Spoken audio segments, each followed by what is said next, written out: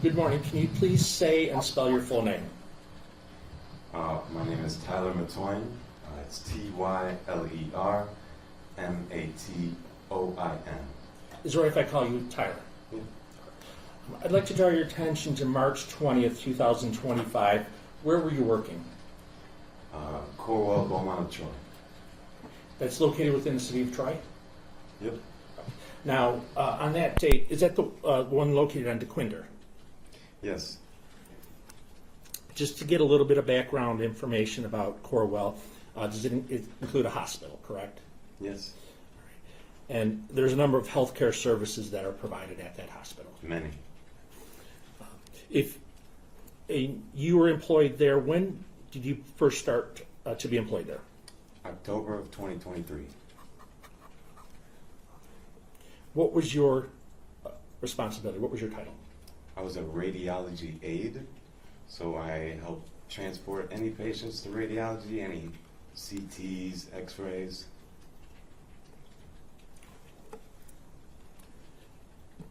Now, in that, you said the radiology department? Mm-hmm. You have to answer yes or no. Sorry. That's yes, the radiology department. All right. How many, at the time when you started, I know it fluctuates, how many employees were within that radiology department? Radiology is a huge area, but in radiology transport, maybe 24 for an afternoon at midnight shift, and maybe the same amount for like a morning shift. Now, when you started your employment there in 23, did you start to get to know the other employees that were working in that department? Yeah, very well. What was your shift when you first started? When I first started there, I was an afternoon worker. I trained in the morning first couple weeks, and then once they were like, you're good to go on your own, I worked from 2 to 11 p.m. Did that end up switching again to the graveyard shift? Yes, and about near summertime of 2024, I switched to 7 p.m. to 7 a.m. So on March 20th, 2025, what was your shift? My shift was the midnight, 7 p.m. to 7 a.m. While you were working there, was one of the other employees a person by the name of Robert Paljusevic? Yes. Did you know Robert prior to your employment at the hospital? Prior to employment, I did not. So was he working there prior to you working, or did he get a job afterwards? Yes, he was already there when I started working.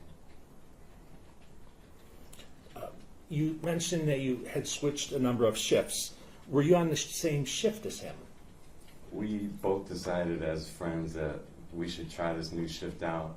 It was filled with a lot more camaraderie, filled with a lot more freedom as workers, where as a day shift and an afternoon shift, there's a lot of pressures, there's a lot of, kind of frantic people at the hospital moving around, surgeries, things like that, IR. So the midnight shift, there's still a need for emergency patients, and there's a lot more time to just be with the team and help anybody that needs. So it was a more fun shift in the end, and we as friends decided to go to that midnight shift. Okay, you said you as friends.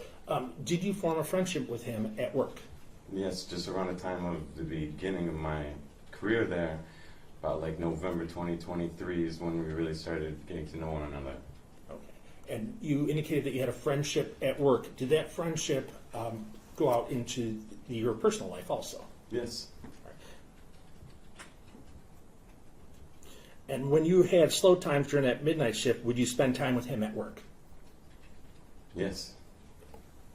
So did you get to know a lot more about him personally? Yes. And professionally? Yes. Did he volunteer personal information about himself to you? Many times. And did you volunteer personal information about yourself to him? Many times. Do you feel that at the time, when you started to become friends, that you were developing a good friendship? Yes. How would you characterize it your friendship with him?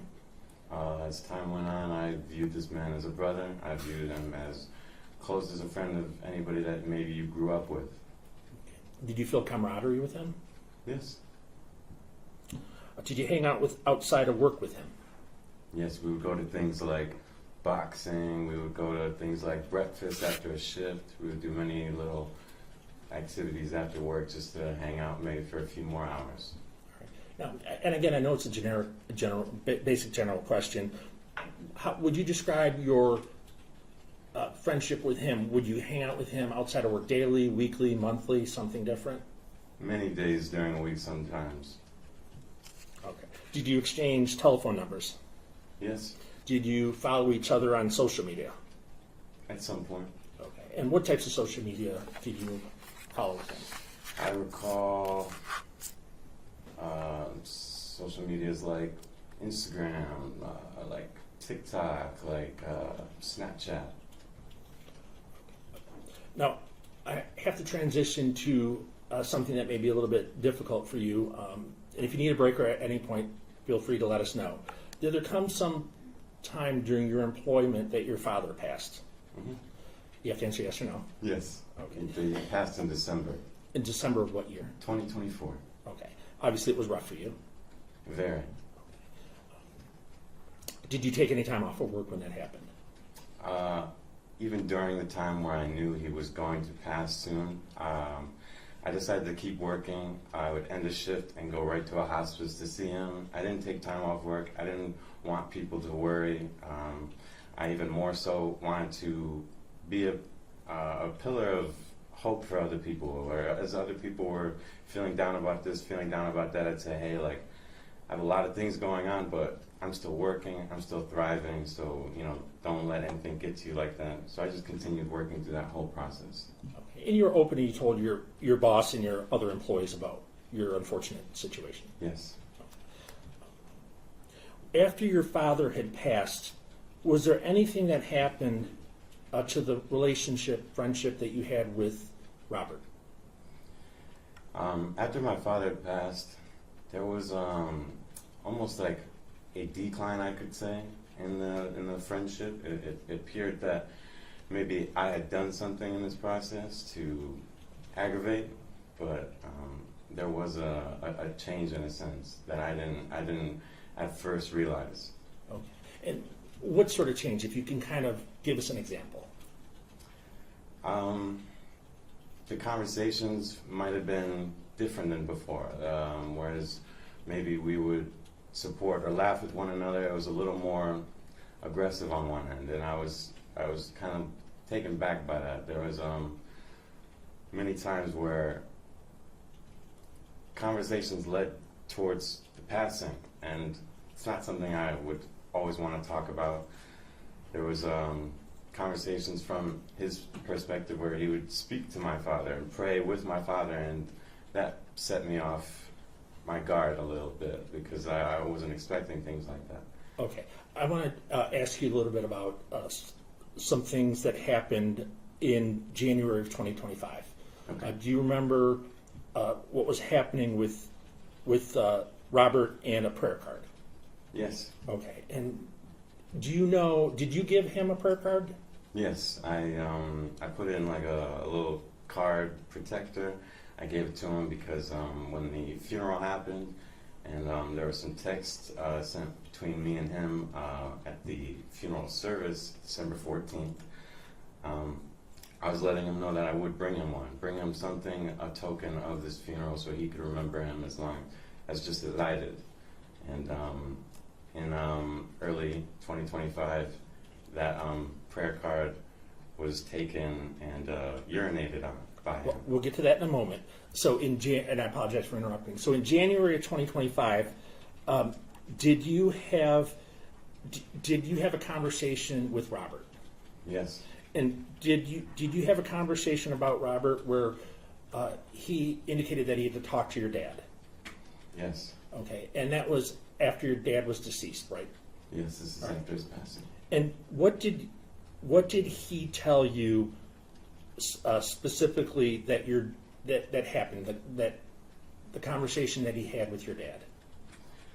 There was a conversation that took place between Robert and I where Robert had said that he would talk to my dad and he would say like, I wish I could have met you, but your cocksucking son wouldn't invite me to the funeral, And that was like a very big strike in my eyes. My father hated when anybody in his family was ever talked to negatively, even if it was our own family. He would be kind with it, but that was like a huge no in my eyes. What effect did it have on you when he said, first of all, that he had talked to your dad after your dad had passed? I have a huge heart, so when I heard it, I didn't think anything of it in like a paranoid or skeptical way. However, upon thinking of it, I did wonder what might he talk about that he didn't tell me, or what might he do when I'm not there, or what might he think when I'm not there. So it did kind of make me paranoid in a sense, but I never really gave the time to think about something like that. Then, was there another incident or something that took place when you were at work? More specifically, do you recall in January of 2025 that you were texting somebody? Yes. And where were you texting that person? In the radiology transporter break room. Okay. Is that a break room that's open to the public? Only open to staff workers. Okay. And was it during your shift that you were texting? Yes. And what, if anything, happened during the time when you were texting that relates to Robert? That situation took place around like midnight, and it happened after Robert and I were on a job, and he had walked away from the job. I came to the break room. He was maybe in the bathroom or something. He comes back into the room and starts talking about whatever, just small talk. I was texting a nurse that I just had the job with. I was asking them, what university did you go to? I was maybe considering that as a possibility for a career. And he told me a university that my grandma had gone to. So I was texting my mom then. I was like, did she go to this university? While this small talk was happening outside of the phone, I was asked, who are you texting? I was like, I'm just texting a nurse. Why? He's like, I was just, wondering who you're texting. What about on your other phone? And I said, I have my mom, my brother. Why does it matter? And he started getting defensive because, in my defense, I suppose, it sort of aggravated him maybe, and he used multiple vulgarities towards me, like, why are you being such a little bitch about this? Why are you being this? Why, like, what does it matter? And like, I'm just asking who you're texting. I told him I wouldn't ask this of you. I wouldn't ask who you're texting. I wouldn't care who you're texting. And he's like, that's me. That's not you. This is me asking. And it was a very weird situation to me. And when you say he, who are you referring to? Who was that conversation with? Robert. Did you feel he was aggressive? Yes. How so? Aggressive in a sense of interrogating. I felt like I was just on my phone, one a work phone, one my personal phone, that it shouldn't be anybody's information or anybody's worry who I am texting.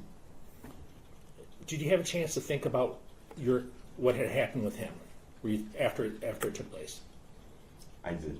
And based upon that, did you call him the next day?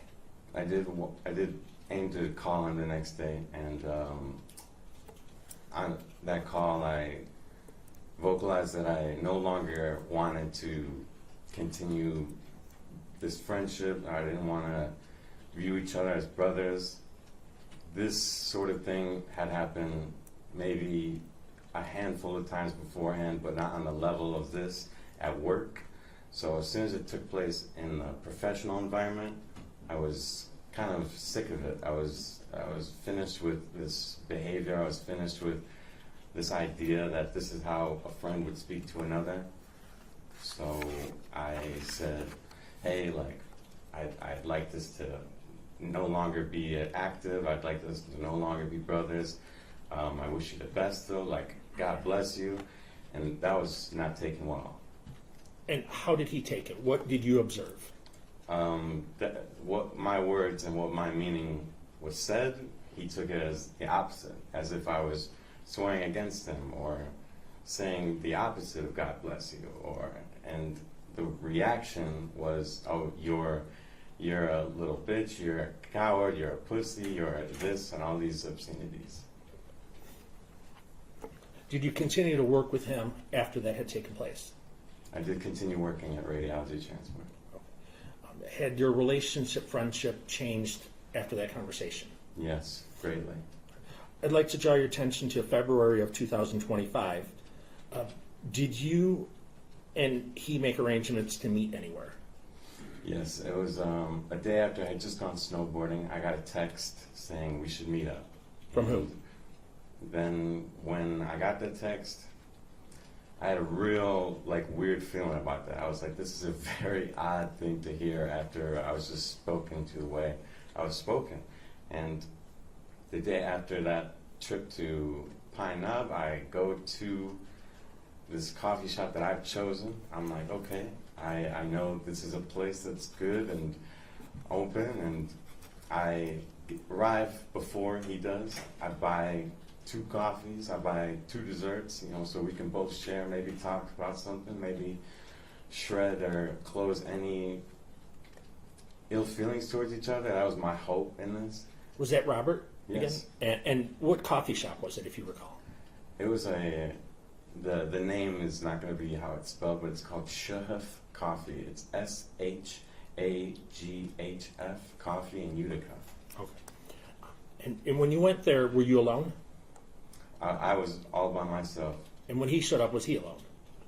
When he approached the car, he was alone. Oh, were you? So you bought the items, then you were in your car? I mean to say, when he exited his car. Okay. And did he come into the store? Were you seated at a table? Yes. And when he approached you, did you notice anything unusual about him? No, nothing. It seemed friendlier than the last conversation we had. So it was, again, odd in a sense. And when you sat down, what was the conversation? We sat down, talked for a second. Hey, this is a nice place, things like that. Just very small talk. We stepped outside.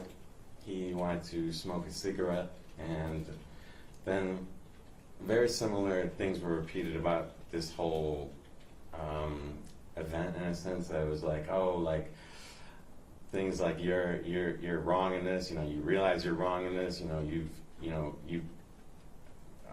You betrayed me, in a sense. Like, he just felt the sense of, I've done wrong to him, and I've been unfair to him, and I said that I hope this didn't change the memories that I've created. Like, we've gone on road trips. I've made you a music video. I've cooked food for you. Like is nothing good anymore? And he said no. He didn't see any of that as good. Did he say anything that you did wrong that upset him? He more so referenced. I don't remember the detail of any of that, and more so, there's a handful of times I could have said, I don't want to be brothers with you. So I almost took that so for many months, many days, have you had dirt? Have you felt that I've done wrong and I've never even known? How did it end off after you and he were at the coffee shop? After we were like, okay, let's split. He got into his car, I went to my car, and he said, hey, let's FaceTime. I said, okay. So as I was driving, I put my phone in the cup holder, and I got the call, and I was at a red light, and he said, hey, look at the, can you see my screen? He used the sharing screen, whatever feature on a FaceTime, and I looked at the phone, and it was my father's prayer card, which on one side has a picture of Jesus, on the other side has a prayer, and Robert was urinating on it. And he was urinating on it, and then he threw it in the toilet, and then I saw it flush. And all I could say is, wow, real classy. And then the call maybe hung up a minute later, maybe not even. And at that moment, I turned off the radio, just drove back to my house, and it was a very quiet ride. And in my head, I was like, that is the final straw. I cannot be in contact. I cannot give this guy any more of my energy. I'd like to draw your attention now to, again, from February up until March 20th, 25. After that, coffee shop. Were there any points during that time frame that you were berated? At work. Okay. And by who? Robert.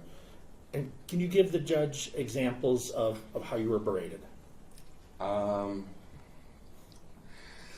There's multiple little moments. I remember one moment I was just humming. I had gotten to work.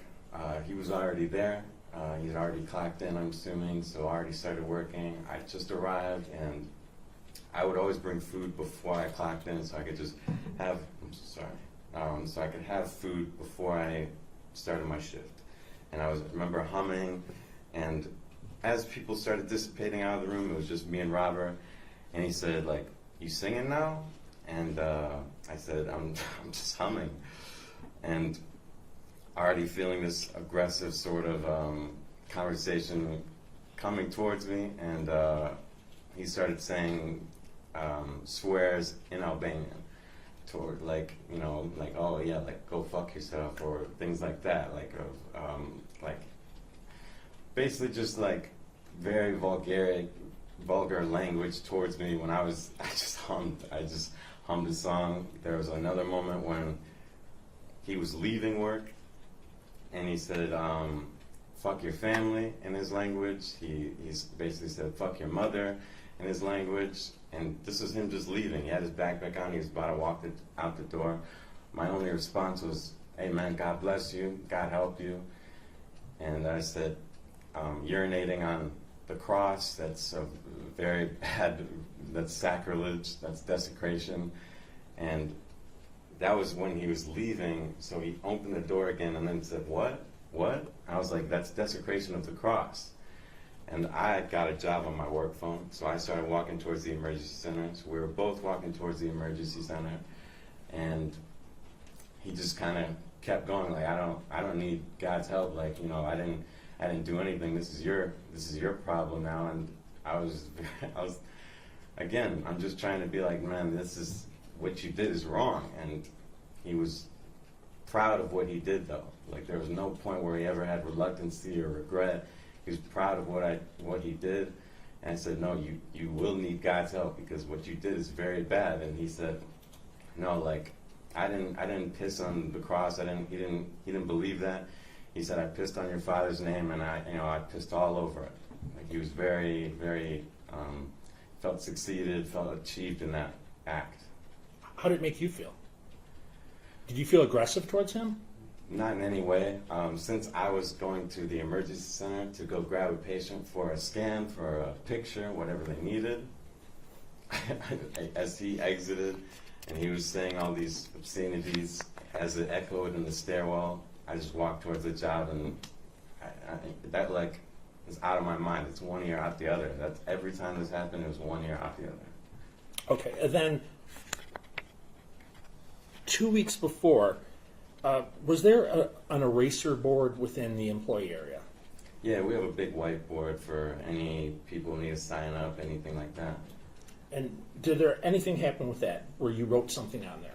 All the time I would write, it's Wednesday, March 13th, this day in Nordic Call, I would put like a fact or something, you know, something to make people read and make people like, oh, that's nice, and go about their day.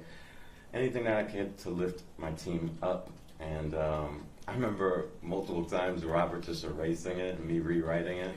He said, you know, like, I was like, I'm going to keep rewriting it. And he's like, yeah, you can. Like, but I'm going to, you know, and this is, again, just the relationship that happened. This friendship turned into this kind of, I don't know, acts and acts and acts of trying to mess with me and trying to just put me off guard. And did you ever explode on him verbally? No.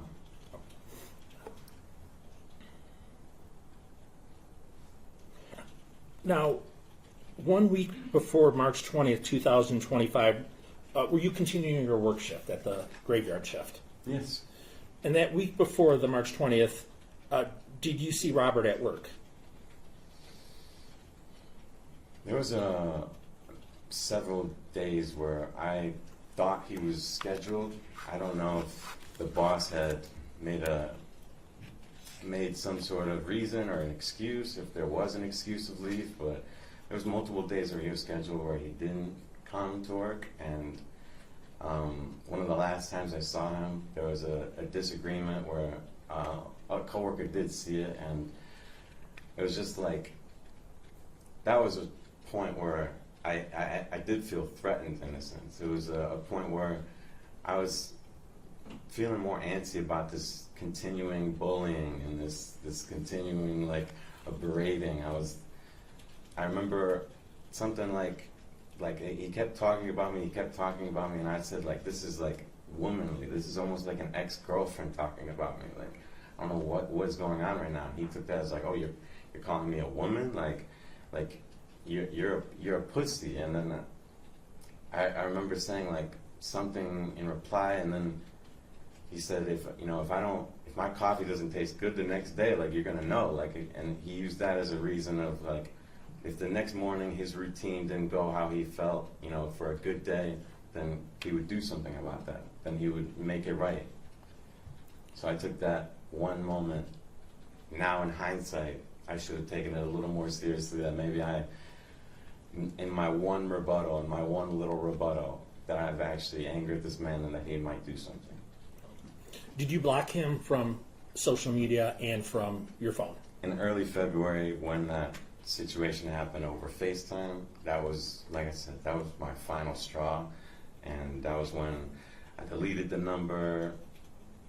I don't know if I blocked him, but that was when I kind of canceled any way of communication. I'd like to draw your attention now to the late hours of March 19th leading into March 20th of 2025. Were you working your midnight shift on that date? I was. And again, what were your hours? My hour was 7 p.m. to 7 a.m. Did you drive to work that day? I did. Did you drive to work alone or with somebody else? No, I would always drive alone, and my parking was always reverse in a parking garage. And is there a reason why you always parked in reverse? Preference. Where did you park? There are so many floors of the parking garage. When I run this question in my head over, I'm not sure if it was right near the door or maybe a level above the door, but I do remember parking in the parking garage, maybe on the second level. Now, that shift that you have, the graveyard shift, was there anything unusual about that shift? Was it busy, not busy? That shift felt even more like usual just because it was a super slow day. I remember texting a friend at 5 a.m. like, I am so tired, I'm so ready to go home. And that shift, when it ended, did you leave the radiology area? Just around 6:55 or something, I started leaving the break room, put away my work phone, started walking towards the time clock, which is nearest to the garage opening. So then around 7 a.m., that's when you clock out, and I head towards the garage, head towards where my parking spot was. Okay, so when you clocked out, when you were going to your parking spot, were you alone or were you walking with a coworker or a friend? For the first time in a while, I was actually alone. I think everybody kind of had an early shift that day, so like if you're lead of our department, you'll leave 30 minutes early, so I just thought I would stay until 7, and I left with nobody. All right. So when you're walking out to your car, when you're on the level of your car, do you notice anything unusual about it? Since it's a graveyard shift, it's so like you're almost out of it. I was just looking at the sunrise. I was just kind of walking in my car, almost zombie-like. Just I remote started it. I'm like, I gotta get home. Like, I'm so exhausted right now. And as I opened the driver's side door, I could recognize the car next to me, but it's such a common car in Michigan alone, Chevy Equinox, that I didn't think anything of it. But as I open my driver's side door, I see this door open, and in front of the car walking towards me now is Robert. And I peek my head out. I was almost halfway in, but I peek my head out, and he says like, "Yo, what's up?" And I'm thinking like, what is up? Like, what's up? And that's when he shows a weapon. Okay, let me stop you there. So you see him. When you first saw him, did you see any weapon? No. Okay. And then you said you saw a weapon. What type of weapon? It appeared to be like a black handgun. I don't know what kind of gun, but it was like a black handgun. What were you thinking when you saw the defendant, Robert, with a gun? I thought this is the last thing that I needed to end my shift, and this is the last person that needed a gun, especially with how he's felt towards me in the past couple months. I immediately thought this could be my last moment. Okay, so you were about to say that you saw him with the gun and you were by your vehicle. If you could tell the judge what happened after that. So I'm in the driver's side of my car. The door is still open. As soon as he approaches the hood of my car and is kind of coming around the hood, I see the weapon. As soon as I see the weapon, there was bullets within milliseconds, and I ducked immediately near the steering wheel. I couldn't count bullets. I am not like that. I was just trying to survive as much as possible. As soon as I heard a few shots, now that I know it's 5 bullets, and he comes around the driver's side of the car where my door is still open, and a few more shots are discharged, and then I heard like of a gun, so I heard clicks, which indicated to me that either the gun had jammed or the gun was out of bullets. He walked to the rear of the car, back towards his car, I assume, and as soon as that took place, I grabbed my things. I even dropped some things, grabbed those, and ran towards the hospital. Any way I could towards the hospital. Anybody I saw, I let know that, please, there's a shooter, please help. Like, there's a shooter, please take cover, take care. And that was like my way back into the hospital. Do you see Robert, the person who was shooting at you, in the courtroom today? Yes. Could you please describe where he's seated and an article of clothing that he's wearing? He's currently wearing orange and white, and he's seated to your left. Your Honor, may the record reflect the witness has identified the defendant, Mr. Paljusevic. Any objection? No objection for exam purposes. Thank you. That can be so recorded. Why didn't you close the door when the initial 5 shots took place? I didn't think to close the door. As soon as I saw the guns and it began firing, I just took cover. When the gun was firing, I kept the door open. I didn't think he would come around, but I kept the door open as a way of exit, as a maybe means to get out. So I just didn't want to be trapped in that vehicle. When he was standing at the driver's side door, were you able to see his face? Yes, but every time there was the firing or there was him by the driver's side door in the front of the car, or every time I saw him. On a scale of being 0% certain who shot you to 100% certain who shot you, how certain are you that the person shot at you was the defendant? 200%. Do you have any doubt in your mind? No. Were you having any disputes or feuds with anybody else? None at all. Any relationships that were going bad around this time? None at all besides this one. And when you were at the entrance to the hospital, did you take a look back towards the car? As I was walking towards the entrance, I had this feeling I didn't want to be chased. I didn't know if I was going to be chased, so I didn't know how fast I needed to go, and I looked behind me, and I quickly just saw the defendant, and I looked back towards the door, made it through the stairs, couldn't use my right arm, and I made it into the hospital. When they got you into the hospital, did they take you somewhere? As soon as I started walking in the hospital, people coming in and people leaving, immediately saw that something was wrong. I was holding my arm, and I couldn't use my right arm, and immediately, once a nurse assistant, I believe she was, saw that, she took my left arm and started helping me towards the emergency center.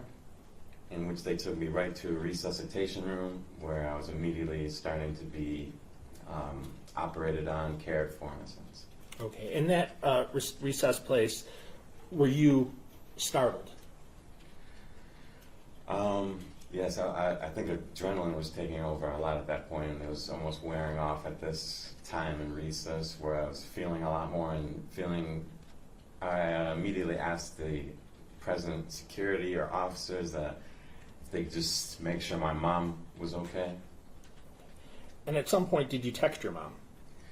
I immediately texted my mom.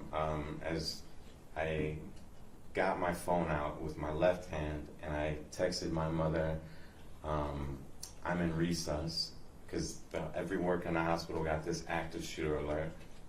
And I told her, I'm in recess. I said, tell Julie, our boss in radiology transport, I said, it's Robert, And when you said Robert, who were you referring to? the defendant today, And when you said it's Robert, what did you mean it's Robert? as in the shooter.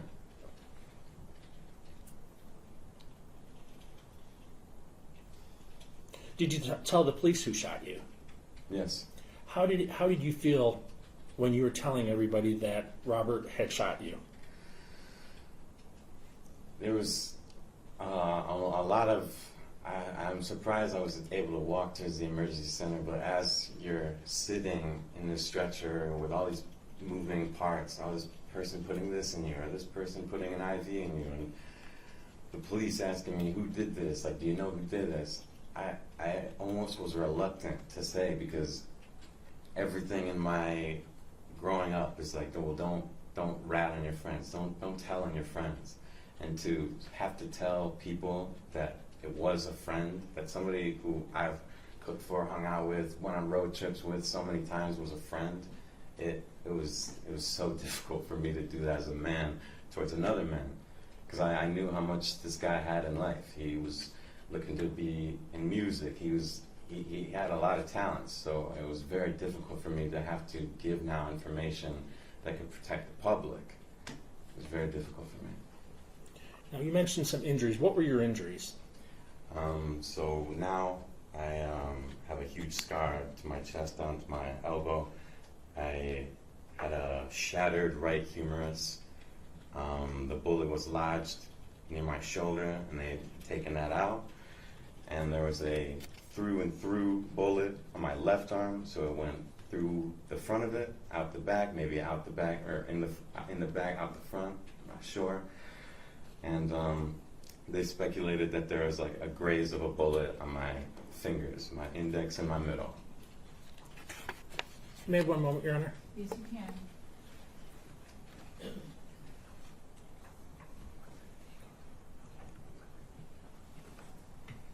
Your Honor, no further questions. Thank you.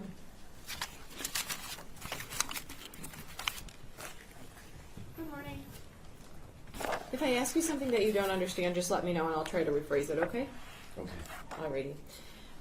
So you had described when the prosecutor was asking you questions, how you started working and how you began being friends with Robert. Do you remember that line of questioning? Yes. Okay. And you stated that after your father passed away, there was kind of a decline in the friendship. Do you remember stating that? Yes. Okay. And you stated that Robert told you that he would speak and pray with your father or to your father. Do you remember saying that? Yes. Okay. And you said that would set me off. Do you remember that? Yes. What did you mean by that? Off guard. Set me off guard. Okay. And how did that make you feel then? I guess I'm not understanding what setting me off guard means. Uncomfortable. Putting you at a displacement. Okay. So after that situation, I believe you described that in January of 2025, there was further conversations that you felt you needed to completely end the friendship. Is that correct? Yes. All right. Do you recall there a time where you went to Robert's home and celebrated his birthday with his family? Yes, this is when the music video that I mentioned before, this is when we were able to watch it and enjoy that together. And that was a very nice night. And do you remember when that was? January 12th, January 13th. So this was after the situation that you just described, when you said that it would set you off or make you feel uncomfortable, correct? Yes, those prior conversations about my father, yes. Okay.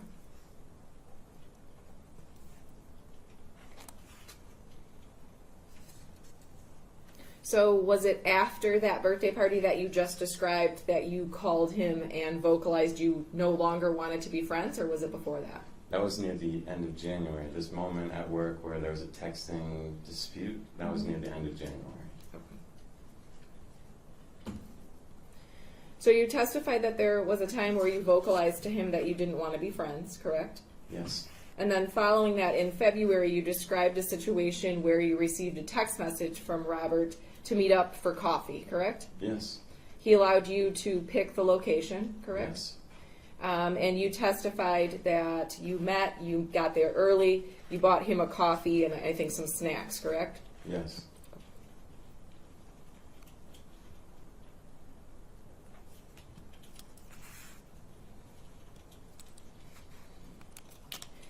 During that conversation, did you tell Robert that the friendship or that he was nothing more than a learning lesson? I don't recall. You described the conversation, at least in the beginning, to be cordial and friendly, correct? At the beginning, yes. Okay. And then you testified that there was a situation or a time during that meeting where Robert went outside and you went with him while he smoked a cigarette, correct? Yes,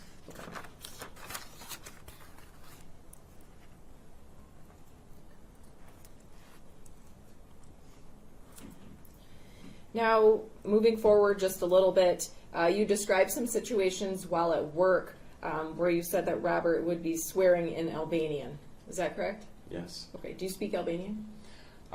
He's actually somebody who taught me a lot of Albanian, so that's the only reason I could translate some of the things he was ever saying.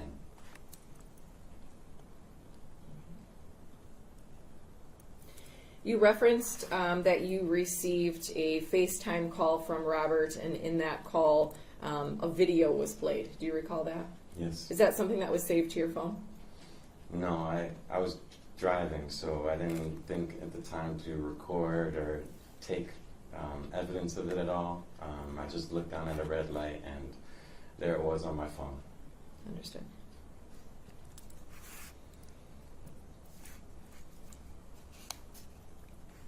You testified that the last time that you saw Robert at work, he was making comments towards you, correct? Yes, Okay. And you testified that you felt that he was angered enough to where he might do something. yes. Okay. You never reported this to your boss, correct? No, I never wanted to.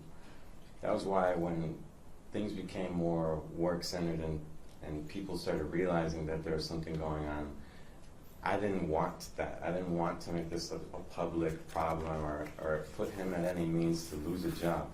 I don't act like that. I don't function like that. If there is ever any workplace relationship that isn't going well, I just create distance. I'll just do my own thing and try to ignore it. Okay. So short answer, no, you never reported it, correct? No, I never. Okay. Never reported it to the police, correct? No, I had no reason.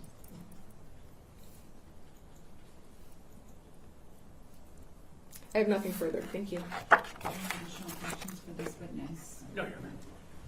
All right, and can this witness step down and be excused? No objection. No objection. All right, thank you, sir. Thank you.